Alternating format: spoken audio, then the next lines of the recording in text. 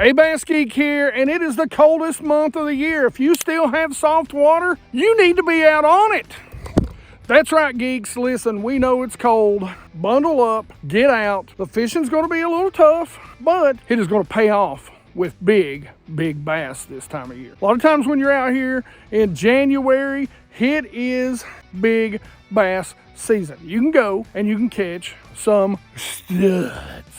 Now, all that being said, what do you use? Well, let me show you what I like to use when it gets real down and dirty cold.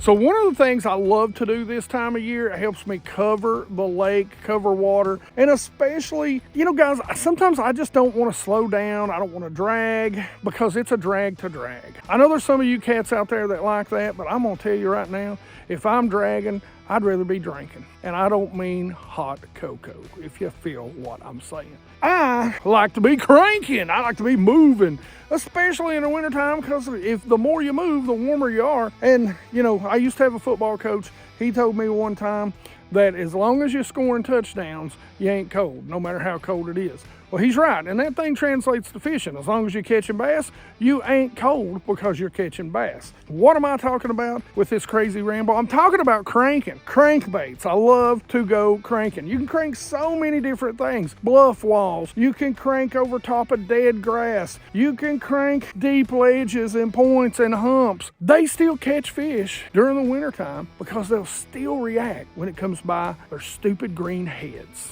We don't want to be bassists, so they're stupid brown heads too sometimes, you know what I'm saying? Or they're spotted heads, whatever they are. All that being said, I love to crank, and here are some of my favorite crankbaits to throw this time of year. Especially, me and Mike were just talking, right now the lake has turned over. This is a clear lake and it's nasty brown. It'd be a good time to slow roll a crankbait on some key features. Now, what are some of the crankbaits I like? Depending on how cold it is, or if you've had a warm up or a cool down, I love to throw things like the rock crawler. And then as we get into a little more of that cold weather this time of year, those flat, subtle baits are great.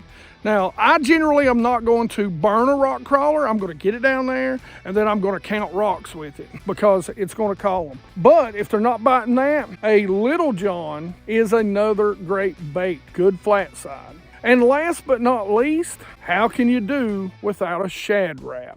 So crankbaits are definitely my number 5 on this list.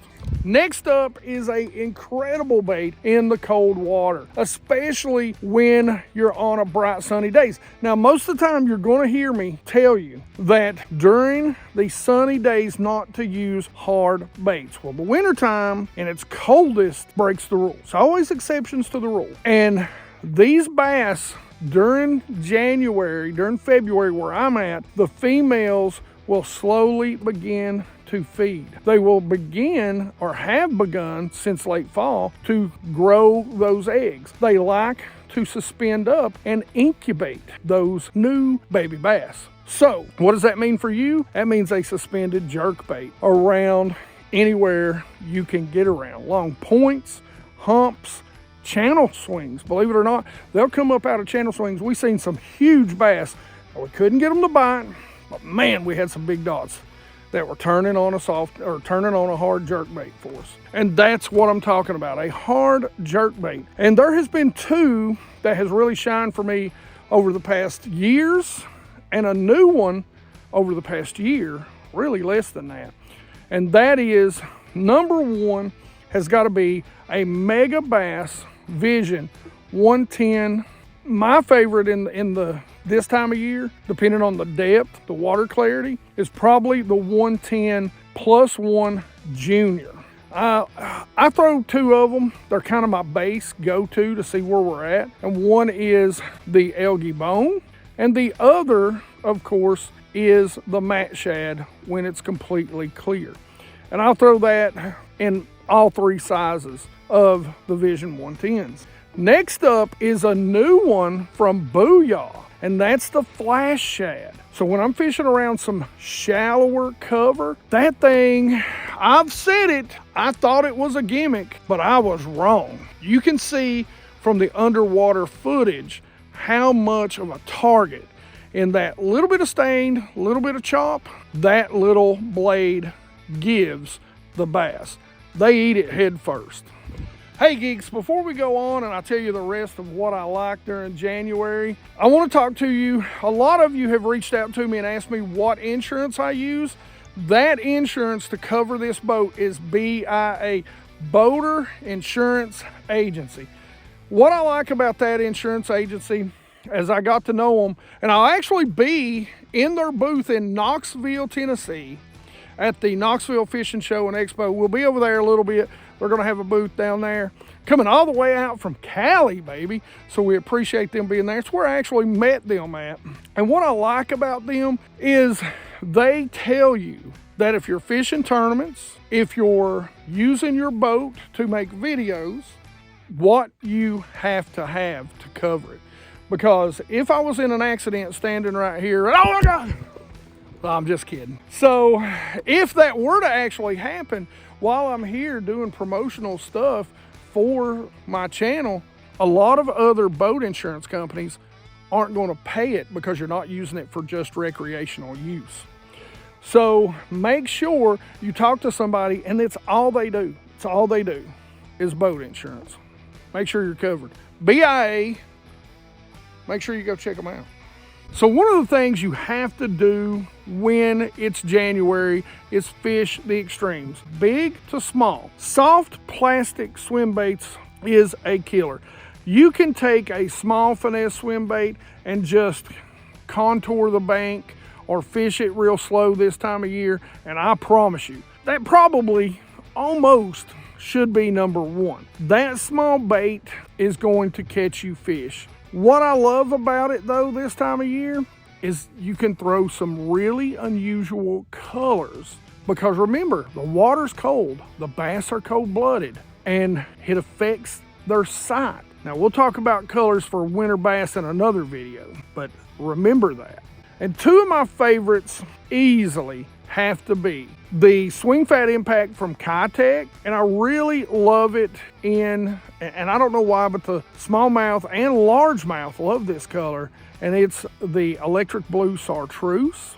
The other, I like to go big, and it's any sort of big swim bait, like a Huddleston from the 6, no matter what size, I mean up to some of the bigger ones, whether it be shad or trout. Those baits swam near the bottom very slowly will catch you some of the biggest bass you will ever catch this time of year. So swim baits are going to be my number 3, both big and small. All right, so next up is something that you can fish on structure or you can fish vertical. I lump these two into sort of the same thing because during the wintertime, especially January, February, I fish them a lot the same way, which is vertical. And that is blades and spoons. There's 2 spoons that I really love to use. One of them is the Dust spoon from Nichols Lures. That thing is a good size, especially for those smallmouth chasing those deep alewives, so I can get it down there deep and I can get it down there deep fast. The other is a little bit smaller, and it's the War Eagle spoon, and I think this is lavender shad. Now when it comes to blade baits I like to fish a couple of different ways. I love to throw them down deep vertically, but I can also come up and throw them down points or down humps or just let them settle to the bottom and work them down a piece of structure. And that is the Demiki Vault. That's a great little blade bait to work down structure or throw out into schools or when they're feeding on smaller shad. They make a bunch of different colors. I don't even know what this is. I think it's a holo shad, but there's several different colors that work great for me. Now, the other blade that we've really been playing with this winter is the Hawkeye from Thunderhawk Lures. This bait has a very weight forward head, so you can throw it and you can grind it. It's one of the things I love to do, especially if you get around some big gizzard shad out on a long point, be able to get it down there, especially this size that I'm using predominantly this year in deeper water, and it's 1 1/2 ounce. But something, like I said, one of the things I love to do is throw this thing out there. That big weight forward head gets down and keeps those treble hooks, and you can just grind it like a big gizzard shad. But something else I love is to get it down deep when those smallmouth are feeding on those deep alewives or those deep shad. It falls very well straight down. And then once you're down there, you just give it a good pull up. It's got some great vibration that calls those bass in the deepest, darkest, around the biggest balls of shad to the bait. So far, it has worked extremely well this year. So number 2 has got to be blades and spoons. Number 1, and again, some of you guys are going to hate me, but we've got a great video that you can watch when I talk about this particular bait. Now, I do use it a lot with forward-facing sonar. I'll be the first to tell you. But it is a Damiki rig or a ball head minnow. But there are a ton of ways that you can use this and be successful. And we've got a great video that if you stick around to the end, that can show you how to use it without sonar and catch some great bass at all. But definitely, it has got to be the Damiki rig or hover strolling, rolling strolling, whatever you want to call it, jig head minnow. That is number 1 in the wintertime for me because it is so versatile. I can fish it down a bank, tight lining it. I can fish it vertical. I can cast it out and work it past bass that are inactive, and they're more likely to hit that finesse style bait. There's just so many different ways you can fish this bait that will catch you bass, again, with and without any kind of sonar. Now, some of my favorite heads absolutely has to be, number 1, I love it. I don't know why, but sometimes I guess it's the realistic aspect of it because it's got the eyes on it. Now, all these are tungsten heads. I'm a big fan of tungsten. And that has to be the Eclipse head from Angler Tungsten. Next up, because they're one of the few people that makes the real heavy heads, and it's going to be Queen's Tackle, and it's going to be their standard tungsten head. Now, I cannot remember the name of it. We'll put links in the description to everything. You can go pick it up from Tackle Warehouse, guys. By the way, for you geeks that watch the videos, make sure you go and you save that link to Tackle Warehouse below. I'll put just a link straight to the homepage of Tackle Warehouse.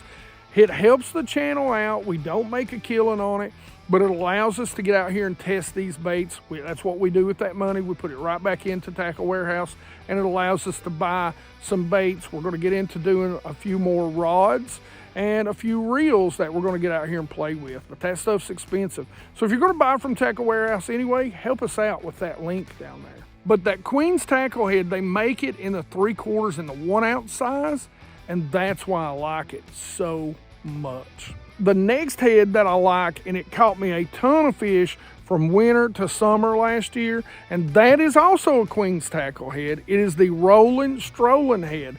What I like about this head is that the line tie comes back. Now you need to tie a loop knot, but it has to be a very small loop knot. And I haven't done a video. There's a couple of other baits that I use with this that I haven't talked about yet. We're going to do some how-tos on them as we get into the winter time, and especially into the spring, that make that head makes those bait work better than any other head on the market. And again, it's tungsten. I love it. It works incredibly well. And you can see it on your sonar, on your graphs. Now, let's talk about baits. Of course, I love my Damiki Armor Shad. I like them in 2 different sizes. I like them in the 3-inch, and probably one of my favorite is the Pearl White, and the other is the 5-inch. When we're around bigger shad, I can't tell you how well this 5-inch in white silver has worked for us. It has worked extremely well when we know we're around larger shad. Now, Yum makes a couple of great colors. One of my favorites is the Gizzard Shad. The other is the Clear Shad. 2 really good colors that I like, and they make them in 3 different sizes. They make them in a 3, a 4, and a 5. The 4 and the 5 have been what has produced for me most. But like I said, gizzard shad and the clear shad have really been the most dominant for me over the past year.